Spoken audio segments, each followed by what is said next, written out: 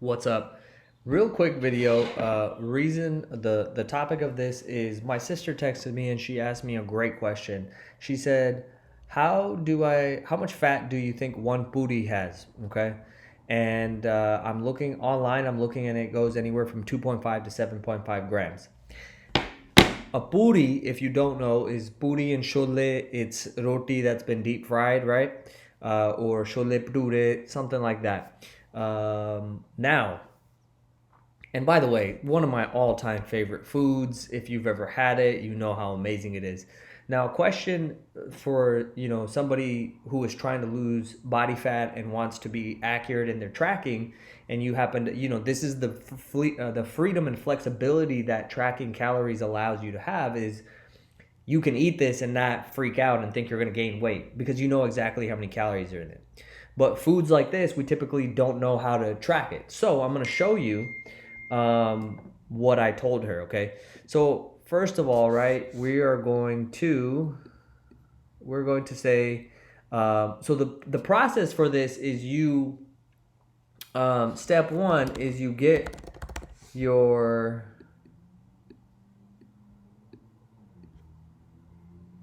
I don't know how to just make this a little bit small. There we go. Get your atta and make your, or use your belana and weigh the roti, the poori, before it goes in the oil. Okay, so that's step one. So you're gonna, you have your atta, which is your dough. You've mixed your, so you took the flour, you put water in it, you mixed it, and now you take a rolling pin and you roll it and flatten it out. Okay, cool. And you can actually do the weighing before you flatten it out too, because it's gonna weigh that amount of food or matter is gonna weigh the same after you roll it out and before you roll it out. Like, it's not going to change its weight, right? You can stretch it into a long piece. You can squish it into a small piece. The weight is the same. So and actually it's probably better to weigh the ball of dough before you flatten it because it'll just be easier, right?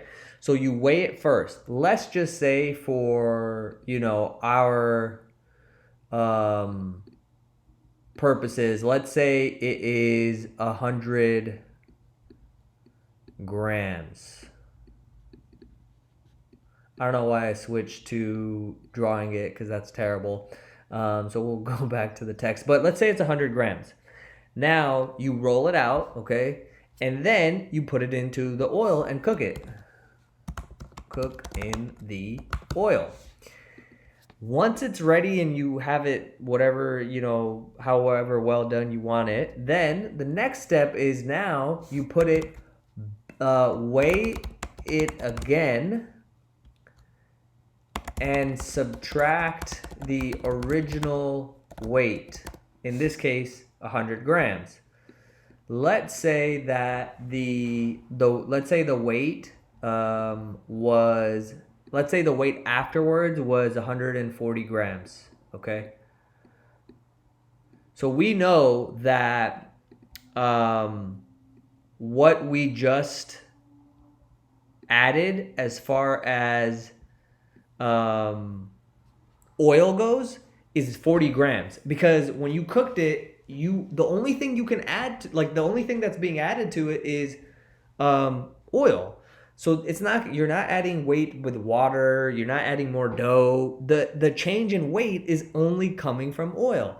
So now here's another thing though. I recommend, I don't think it tastes good, a poori, with when it's drenched in oil. So the way that I like it and what I would recommend is place it on a napkin or dry off the excess oil. And then last step, best step, weigh it again, okay?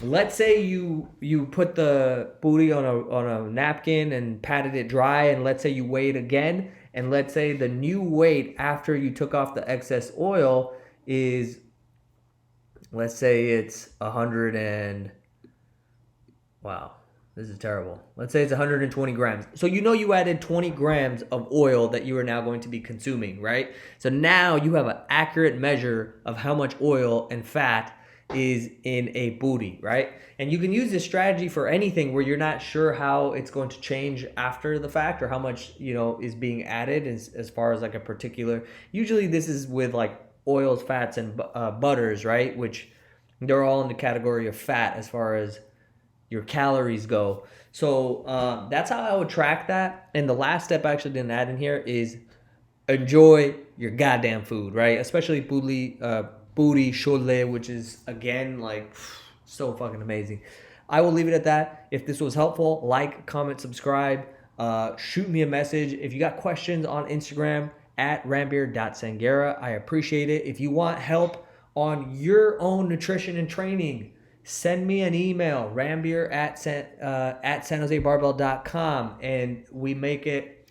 You can have all the knowledge and information in the world, but if you're not understanding it and you're not making it specific to you, it doesn't really matter. So that's what coaching is. That's who coaching is for. And you shorten your timeline and your learning curve from, for example, like it took me 10 years to figure out a lot of things to, a very, very small window, a few months, 6 months, a year, right? And you are learning directly from somebody who knows what you need to do, right? Which is the thing that's lost in like, content online and books and things. Like there's great content, but if it's not applied to you and you're not understanding things, there's nobody there to answer your question. So that's really where coaching comes in big time. And the way that I work with people is it's not like I send you a spreadsheet and off you go. No, like we're working, like we're talking, and I'm teaching you and I'm asking you questions and I'm making sure that you get it so that you get it for life, not, oh, you did something for 12 weeks and you got some results but you didn't learn anything, so now you're back where you were, right? Thank you. Appreciate you. Talk to you soon. And go eat some chole bhature or